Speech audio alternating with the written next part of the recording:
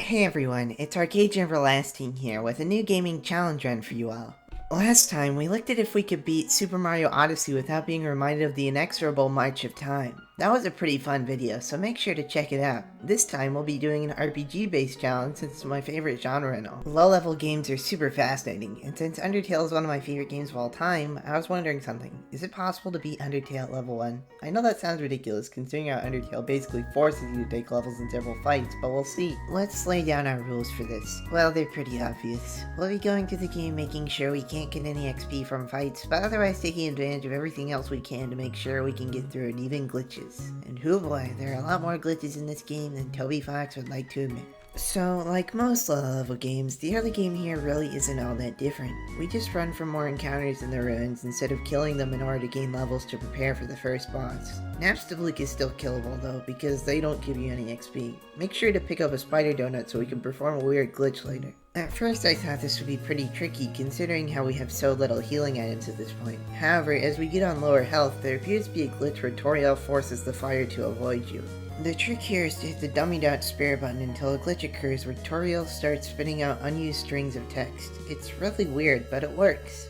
After a few strange glitch animations play out, we can proceed past this point and the game continues normally for the most part, until you get to the fights in Snowdin. You know those funny actions you can take during battles that waste a turn but get fun text? Well, I found that for a lot of the dogs, if you do those in a certain sequence, they end up being sparable too. It's really weird what can happen if you trigger the right flags. Papyrus can be defeated the same way as Toriel. If I didn't know any better, I'd say this was intended. Through Waterfall, you don't encounter anything besides the Mad Dummy, which again you don't get any XP from and is mostly scripted.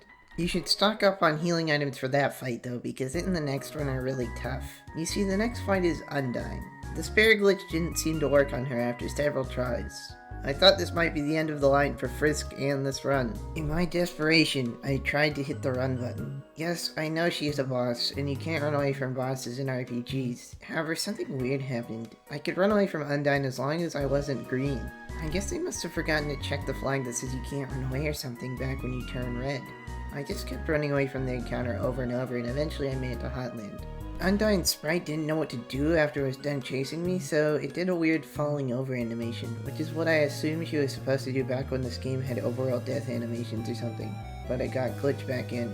Hotland only has a few major fights. There's the Royal Guards, and you may remember that you can coax one of them into taking his armor off for a funny gag. However, if you continue to use the whisper command in their ears, the game has an error and the two of them just leave. As for the next fight, if you have a spider donut, Muffet will also leave you alone entirely. These fights being completely skippable doesn't seem right, but hey, we've been following the rules so far. In the core, all the fights are completely skippable, besides Metaton at the end. Like Undyne from before, I thought for sure we'd definitely have to throw in the towel here. But no, Metaton is able to be beaten too.